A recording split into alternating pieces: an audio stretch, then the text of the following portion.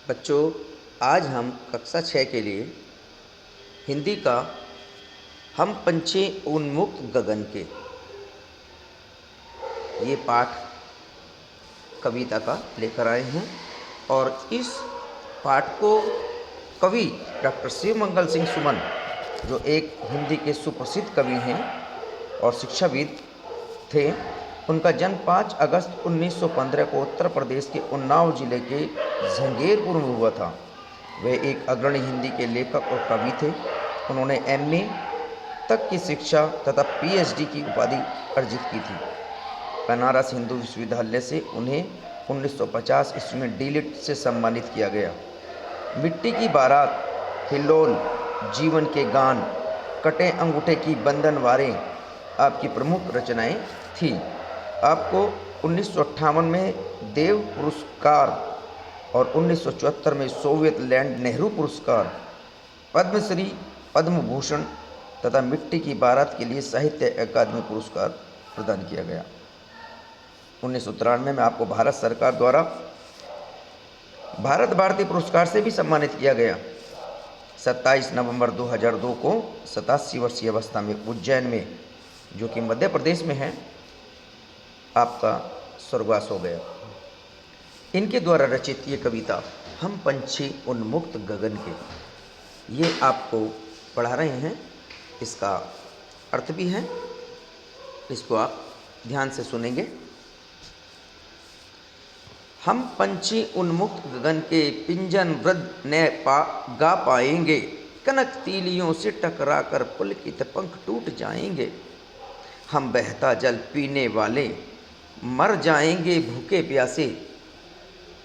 हम बहता जल पीने वाले मर जाएंगे भूखे प्यासे। कहीं भली है कटुक निबोरी कनक कटोरी की मैदा से। स्वर्ण श्रृंखला के बंधन में अपनी गति उड़ान सब भूले, बस सपनों में देख रहे हैं तरु की फुनगी पंख के झूले। ऐसे थे अरमान की उड़ते नील गगन की सीमा पाने, लाल किरण की चोंच खोल चुगते तारक अनार के दाने। होती सीमाहीन क्षितिज से इन पंखों की होड़ा होड़ी, या तो क्षितिज मिलन बन जाता या तन की सांसों की डोरी। नीड न दो चाहे टहनी का आश्रय भिन्न छिन्न कर डालो, लेकिन पंख दिए हैं तो आकुल उड़ान में विघ्न न डालो। पंछी की दर्द भरी आवाज़ आप तक पहुंचाने का प्रयास किया है शिवमंगल सिंह जी ने।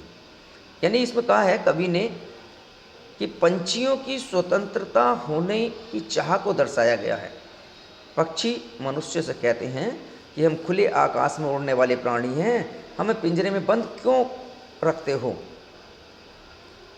हमें खुशी के गीत गाने दो, हमें आज़ाद रहने दो। तो इस कविता में ये अर्थ बताया गया है। हम इसको फिर पुनः बता रहे हैं आपको।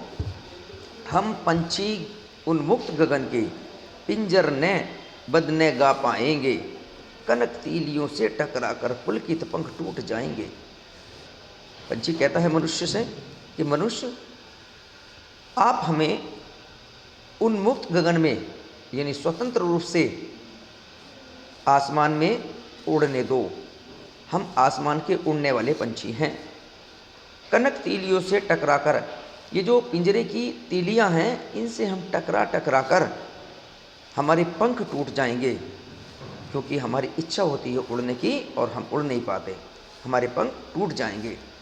हम बहता जल पीने वाले, हम बहता जल पीने वाले मर जाएंगे भूखे प्यासे।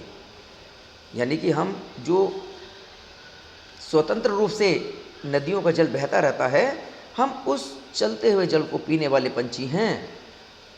हमें भूख नहीं लगती, प्यास नहीं लगती इस पिंजरे में रह करके, हम तो वैसे ही मर जाएंगे। कहीं भली है कटुक निबोरी कनक कटोरी की मैदासी। हमें वो सब याद आती हैं जो नीम की पेड़ पर निम्बोली, कटुक यानी कड़वे नीम की निम्बोली खाने में हमें बहुत अच्छी लगती थी, वो सब हमें याद आती हैं। स्वर्ण संकला के बंधन में अपनी गति उड़ान सब भूले, बस सपनों में देख रहे हैं तरु की फुलगी पर के झूले। स्वर्ण संकला, सोने की संकला के बंधन में हमें जो सोने के पिंजरे में आपने बंद कर दिया है, हम तो बस केवल इसको देख रहे हैं। अपनी गति, अपनी उड़ने की कल्पना सब भूल गए हैं। हम तो बस अब सपनों में ही देख रहे हैं। कभी हम ऐसा उड़ा करते थे, ऐसे चला करते थे। और तरु यानी वृक्षों की जो फुलगी, छोटी छोटी फफूंदी की टाइप की कुछ इस तरह की फफूंदियाँ हो जाती हैं, उन फुलगी के देख करके मन में ही मन सपने में देखते हैं। और उन टहनियों पर हम कैसे ऊंचे से ऊंची टहनी पर जा कर के झूला करते थे, वो सब हमारे सपनों में आते रहते हैं, वो चीज़ हम देखते रहते हैं। ऐसे थे अरमान की उड़ते नील गगन की सीमा पाने, लाल किरण की चोंच खोल चुपते तारक अनार के दाने। हमारी तो ये इच्छाएं थी, अरमान थे कि आसमान, नीले गगन के आसमान तक, अंत तक हम उड़ करके और उसकी सीमा पा करके क्षितिज तक आते और लाल किरण सी चोंच, जो अपने चोंच में अनार के दाने जो ज़मीन पर बिखरे हुए होते हैं, उनको चुग करके हम अपनी कल्पना को पूरी करना चाहते थे। हमें तो वो सिर्फ एक स्वप्न में अब दिखाई देती हैं। होती सीमाहीन क्षितिज से इन पंखों की होड़ होड़ी, या तो क्षितिज मिलन बन जाता या तन की सांसों की डोरी। हम इतने ऊंचे आसमान में पहुंच जाते थे, अंत तक आसमान तक पहुंच करके, और वहां से वापस आने यानी क्षितिज तक की रेखा पर हम आना चाहते थे, ऊंचे उड़कर और ज़मीन तक पहुंचते थे। और चाहे इसमें हमारी सांसें चली जाएं, लेकिन हमारी इच्छाएं होती थी इस प्रकार से उड़ने की, अंत तक जाना और वापस नीचे आना। यही तो हमारी जीवन शैली थी। नीड़ न दो चाहे टहनी का आश्रय छिन्न बिन कर डालो, लेकिन पंख दिए हैं तो आकुल उड़ान में विघ्न न डालो। मनुष्य से कहा है उन पंछियों ने कि टहनी पर, एक टहनी से दूसरी टहनी पर घूमने की, कूदने की जो इच्छा थी हमारी, वो छिन्न भिन्न कर डाली है आपने। अब अच्छा तो हमारी होती है, भगवान ने जब हमें पंख दिए हैं तो इन पंख का कुछ उपयोग तो करने दो, हमें उड़ान तो भरने दो। इस पिंजरे में कोई हम उड़ान नहीं भर सकते हैं, इसलिए उन्मुक्त गगन में हमें उड़ान भरने दो। हे मनुष्य, हमारे इस स्वतंत्रता में आप विघ्न मत डालो, हमें स्वतंत्र रहने दो और इस गगन में ऊंची से ऊंची उड़ान भरने दो। ये पंछी का दर्द इस कविता में डॉक्टर श्री मंगल सिंह सुमन ने बतलाया है, और बहुत अच्छी कविता एक पंछी की भावनाओं को व्यक्त करने में उन्होंने कहा है। इस कविता में कुछ शब्द अर्थ हैं, जैसे उन्मुक्त, कनक यानी सोना, उन्मुक्त यानी स्वतंत्र यानी आज़ादी, निबोरी यानी नीम का वो फल, नीम के पेड़ पर जो लगता है, कटुक यानी कड़वी, गगन यानी आकाश, विघ्न यानी बाधा या रुकावट, अरमान होता है अभिलाषाएं, और क्षितिज वह स्थान जहाँ धरती और आकाश मिले हुए प्रतीत होते हैं, एक ऐसा स्थान, तो वहाँ तक हमें पहुँचने की इच्छा होती थी। इन शब्दों के अर्थ भी आप लिखेंगे। इसके साथ ही कुछ प्रश्न दिए गए हैं। हर तरह की सुख सुविधाएं पाकर भी पंछी पिंजरे में बंद क्यों नहीं रहना चाहता। बहुत अच्छी कविता थी, इसको हमने आपको बहुत अच्छे ढंग से बताया गया है, तो इसका प्रश्न का उत्तर आप अपने शब्दों में लिखेंगे। वैसे हम हल्का सा बता दें आपको कि इस तरह की सुख सुविधा पाकर भी पंछी पिंजरे में बंद क्यों नहीं रहना चाहता। पंछी का कहना है कि सोने का पिंजरा चाहे हमारे लिए बना दो, उसकी तीलियाँ चाहे सोने की क्यों ना हो, लेकिन हम अपने पंखों को उड़ान नहीं भर सकते पंखों के माध्यम से, तो ऐसा पिंजरा हमारे लिए किस काम का जो हम उन्मुक्त स्वतंत्र होकर के भी नहीं उड़ सकते। इस प्रश्न का उत्तर होगा, इन शब्दों को अपनी भाषा में लिखेंगे। पक्षी उन्मुक्त रहकर अपनी किन किन इच्छाओं को पूरी करना चाहता है।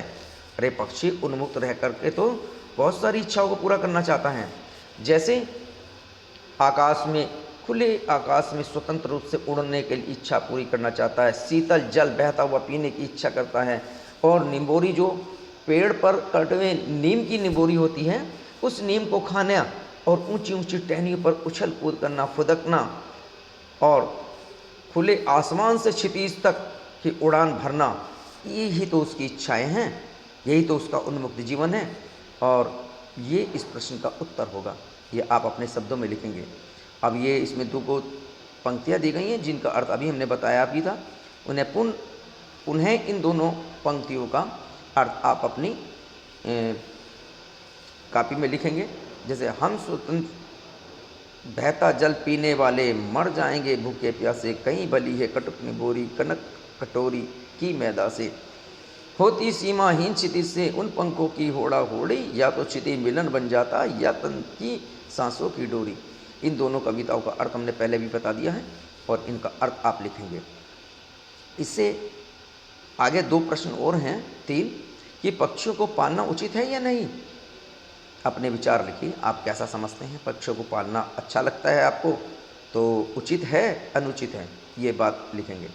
क्या आपने या आपकी जानकारी में किसी ने भी कभी कोई पक्षी पाला है, उसकी देखरेख किस प्रकार से की जाती है, कैसे करते हैं, ये आप लिखेंगे अपने शब्दों में।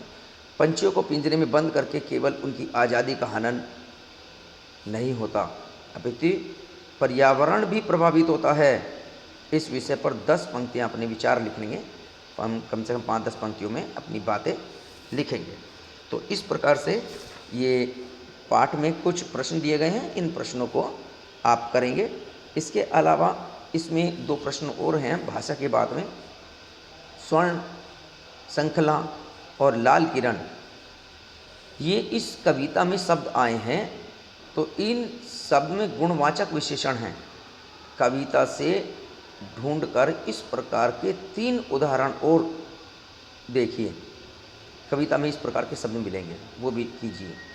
और अगला प्रश्न है भूखे प्यासे।